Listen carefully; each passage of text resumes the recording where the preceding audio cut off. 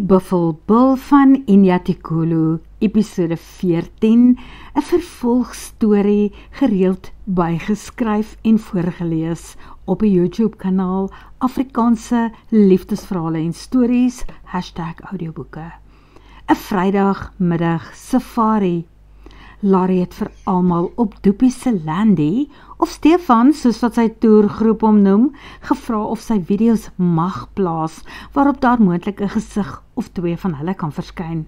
Of daar iemand is wat sal verkies om nie in haar YouTube-flieks te wees nie.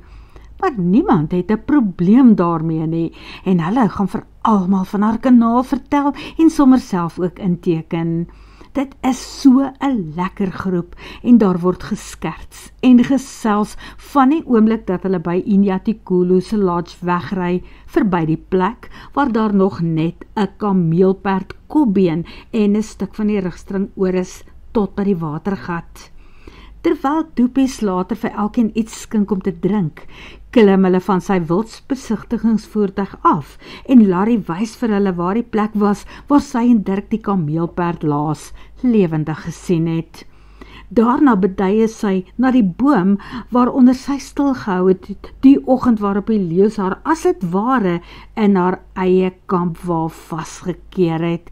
Sy sal vir hulle wys hoe lyk 'n aluminiumplaat van 'n Land Rover wat 'n skraap van 'n manarleeu se naal gekry het. En hulle het van daar af gekom, wys Larry na die bome. En asof hy haar storie wil staaf, brul die manarleeu, toe nie ver van hulle af nie, en nog voor sy haar arm kan laat sak, is daar niemand meer buite Doopies se groot groen aaphok voertuig nie. Almal sit op hulle plekke, steeds met hulle drank in die hand. Dit was vinnig. Selfs die twee ouer dames, wat doodseker was, dat hulle nooit sonder Doopie se hulp of op of af van die voertuig kan klim nie, sit waar hulle gewoonlik sit. Dit noem mens adrenalien, sê een van die ander manne. Nou kom ons gaan soek daai ou groote, besluit Doopies en klim self agter die stuurwiel in, nadat hy die koelhouer op sy plek gesit het. En wat 'n fantastiese toneel is die een wat hulle op die grondpad, waarmee hulle hiernatoe gery het, begroet. Die leeuwyfies met die groot manaar agter hulle aan. Daarna draai die spilletjie af en stap op die pad wat na die ander plase toe gaan. Larry besef dat dit die een is wat uiteindelik deur aan die kant by Ndlovumatlapa ook uitkom. Maar vir nou is hulle eers nog hier op Inyatikulu en Larry haal haar selfoon uit en bel haar pa. Dirk, is julle nog iewers aan die ry? Die leeutrop is in die middel van die groot toegangspad na die plase verder noord as julle wil kom kyk. Van daar af konsentreer Larry op die video wat sy van die leeu's wil maak. Dit sal immers haar eerste ordentlike, onbelemmerde film van leeu's wees. Sy kan amper begin lag vir haarself oor hoe haar leeugeluk tot nou toe gewerk het. Die eerste leeu wat Luka vir haar gewys het sy mos weggejaag toe sy uit die kar geklim het. Toe die bedremmelde troppie leeu's in die reën, waarby hulle verby gejaag het, want Luka moes sy buffelkoei uit die modder gaan optel. Daarna was sy self amper leeukos, toe die mannaar haar gejaag het. En toe hulle die kameelperd aan die begin van die week hierna by plat getrek het, kon sy mos nie uit haar oë uitsien nadat die slang haar gespoeg het nie. Maar nou is hier dalk goeie beeldmateriaal. Uiteindelik. Net daarna kom Dirk met Zak en Carly van agteraf aangery met die Land Rover en op sy hakke Luka met Barend by hom in die cruiser. Luka. Larry wonder of hy net hiernatoe gery het om vir Barend die leeu's te kom wys en of so iets nog steeds vir hom spesiaal is. Sy sou wat wou gee om op hierdie oomblik die uitdrukking op sy gesig te sien. Die bos is ruig en die 3 voertuie ry nou in enkel gelid agter mekaar, wat vir die laaste voertuig in die ry, Lukasin, waarskynlik so 'n bietjie van 'n nadeel inhou. Maar dan draai die wyfies onverwags in die bosse regs af en die maanaar gaan lê op die skouer van die pad. Doepies trek effens na links en beduie vir die ander 2 voertuie om by hom verby te ry. Sy groep het die leeu's daarom nou al vir 'n hele rukkie net vir hulle self gehad. Dirk ry verby en gaan draai deur aan die ander kant om en kom van vooraf aan, waarna hy ook links van die pad aftrek. Luca doen dieselfde, maar Barend is in die passasierssitplek met 'n kamera, waarvan die lens so lank soos 'n Tsar-kanon se loop is. Daar is skaars plek vir hom en sy kamera links van Luca in die kajuit. Hulle gaan draai deur aan die ander kant en kom ook terug. Dit beteken dat die gaste in daardie voertuie nou vanuit die passasierskant na die leeu's in die veld kan kyk en fotos neem, want baie duidelik is fotos neem een van Barend Tron se passies. Hy korrel met daardie hewige lens van hom by die venster uit, na iewers in die veld. Hulle het blykbaar die wyfies in die oog van daar af. Die volgende oomblik staan die maanaar op en Barend draai haastig kameras om en toe gebeur dinge skielik. Die bos regs agter Larry hulle breek oop en 'n ou boffelbul storm oor die grondpadveld in, waarna die maanaar lewe kry en reg voor Doepie se aaptrok verby hardloop om die groot kolos amper tromp op links agter hulle te ontmoet. Die Dagga boy steek vas en draai weg van hom af, waarna 2 van die wyfies hulle self bo op die 1 tonner se rug lanceer. Dit klink soos 'n klein oorlog daar in die bos, wanneer die buffel sy 3 aanhangers met hom saamsleep in 'n futiele poging om hulle af te skud, en Larry kry dit alles op 'n kamera. Ek dink ek moet ook gaan omdraai, beduie Doepies vir Larry. Al sy passasiers moet mos nou nek omdraai om agter hulle te sien, en sy wat Larry is staan self pen regop om bo oor almal van hulle met haar videokamera af te neem. Sy wys vir Doepies 'n duim op en toe gaan sit sy. Wanneer hy begin ry, kom Dirk van vooraf verby en Larry kan sien hoe sy 2 passasiers praat en beduie. 'n Vangs in die Afrika bos is die laaste ding wat hulle op 'n buffelplaas verwag het.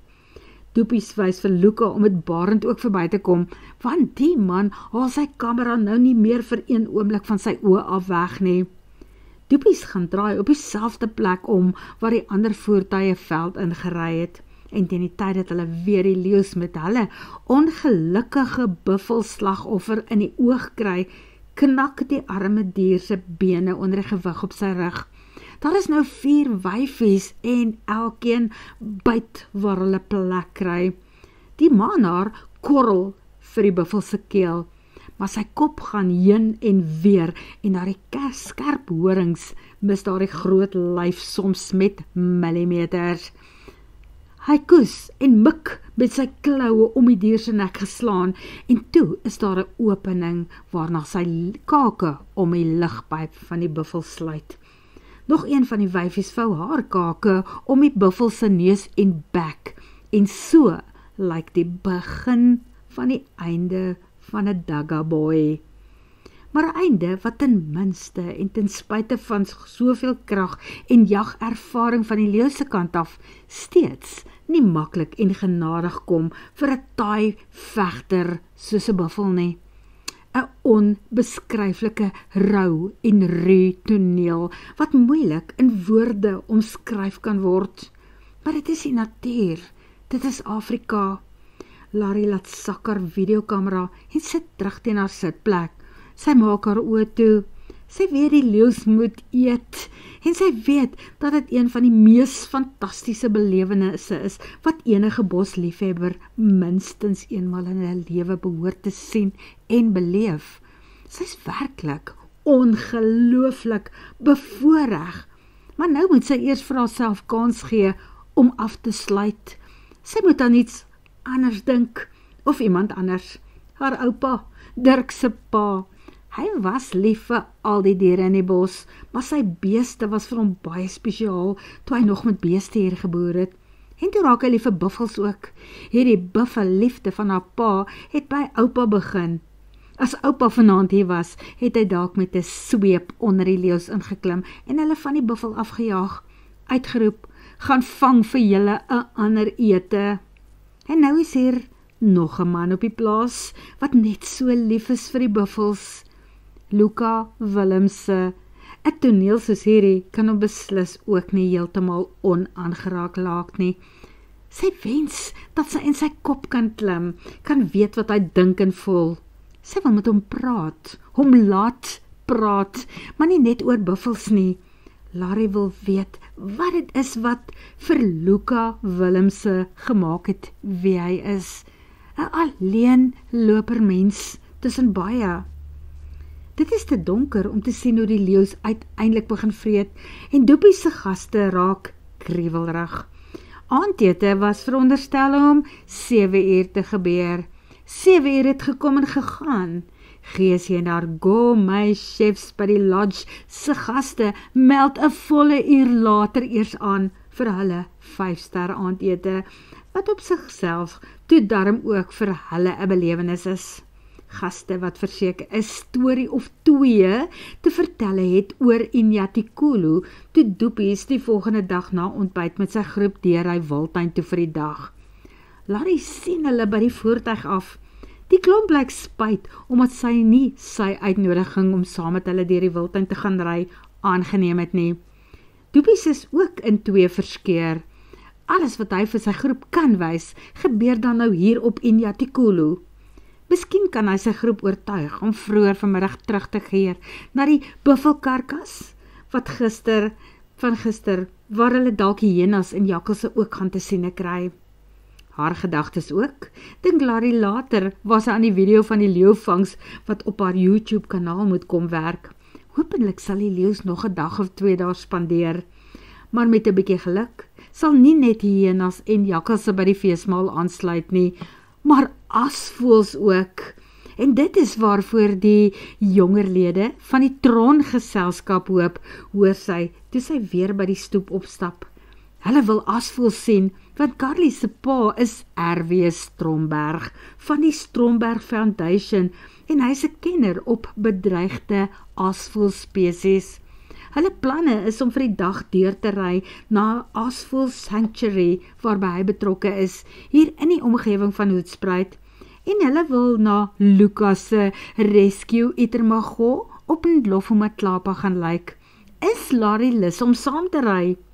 Absoluut ja, dankie. Dan kan sy sommer weer 'n video of 2 maak. Fantasties, roep hulle uit, want Luka gaan ook saam.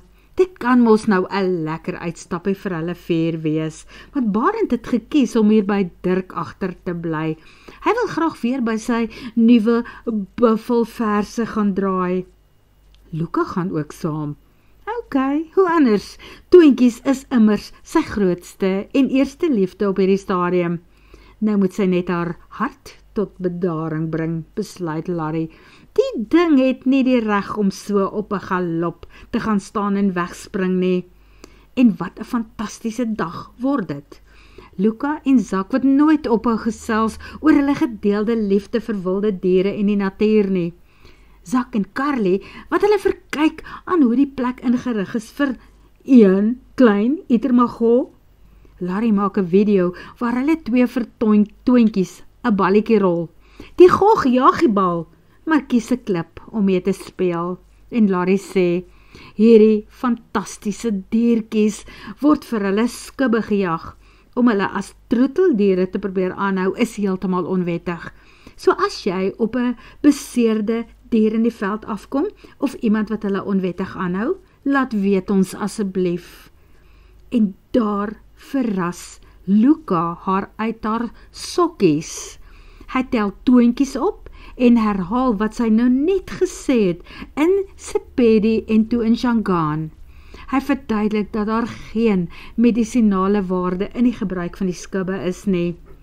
Hoor Larry toe sy hom staan en aankyk, asof sy vir die eerste keer 'n lig gekleurde ou wat die inheemse taal kan gooi hoor praat het. Hy hou vir toontjies op sy een arm en waai met die ander hand voor haar gesig. Wykie, Larry, jy kan nou maar die kamera afskakel, ek het klaar gepraat. In die lewe, sy doen het toe maar.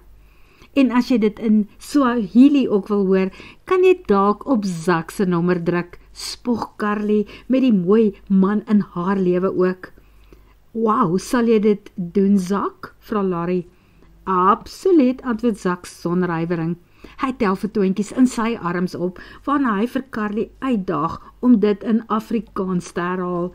En so kan elkeen 'n ambassadeur vir hierdie unieke en bedreigde spesie wees.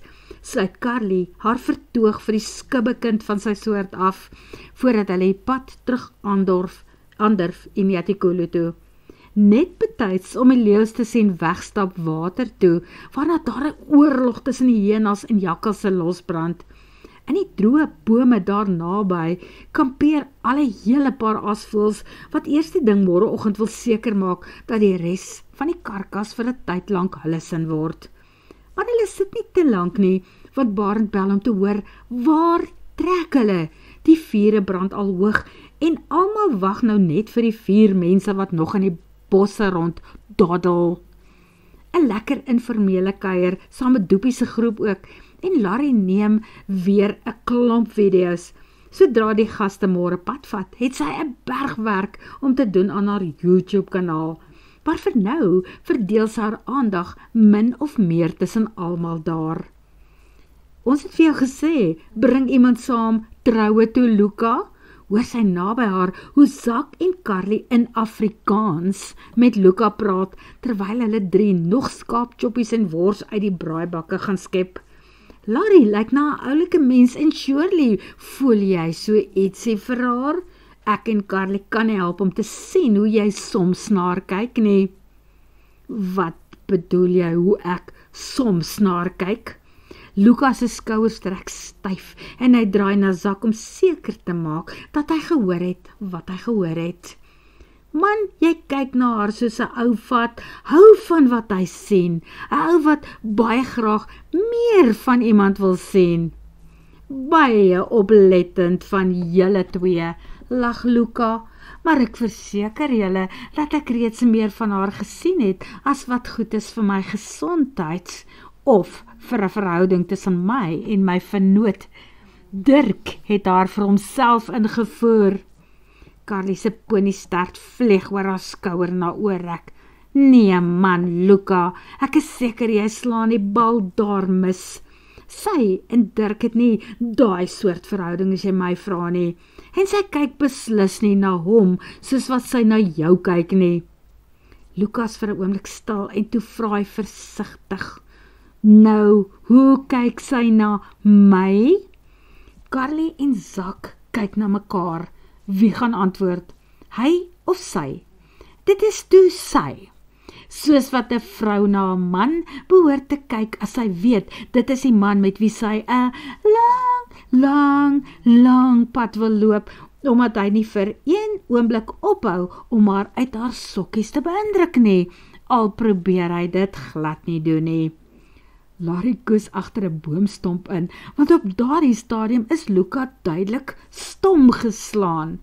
Sy weet dat hy enige oomblik hierna naastiglik gaan begin rondkyk, want hy sal wil weet hoe lyk 'n vrou wat met hom beïndruk is, sonder dat hy enige moeite gedoen het om haar oor te werk lakens toe. Daarvan is sy nou seker. En sy sou wat wou gee om net weer een keer in Luka se gesig te wil kyk, om te sien hoe lyk 'n man wat vir ander mense lyk asof hy meer van haar wil sien, wat dink dat hy beter nie so lyk nie, want anders raak sy vernoot vir hom kwaad. Maar liewers besluit Larry, sy het genoeg gekuier vir vanaand. 'n Vinnige dankie en 'n groet vir Geesie en Piet en die kombuisspan, waarna sy terugstap na haar huisie toe. Daar is werk om te doen op haar YouTube kanaal.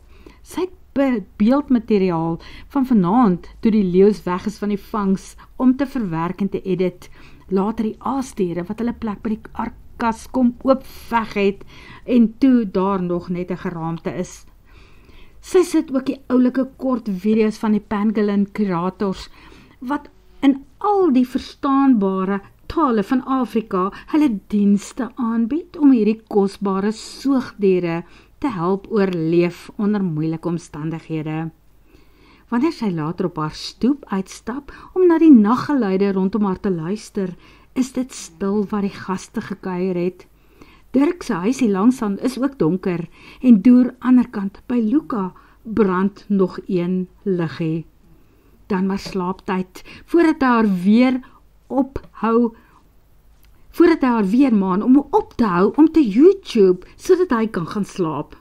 Larry glimlag en voel hoe alles in haar week word, toe sy aan die mooie man dink. Miskien is dit maar tyd om in die volgende paar dae die aap uit die mou te laat, oor wat haar verbintenis met Dirk werklik is, en die feit dat sy Afrikaans verstaan, maar net soms 'n bietjie skaam is om dit te probeer praat. Word vervolg.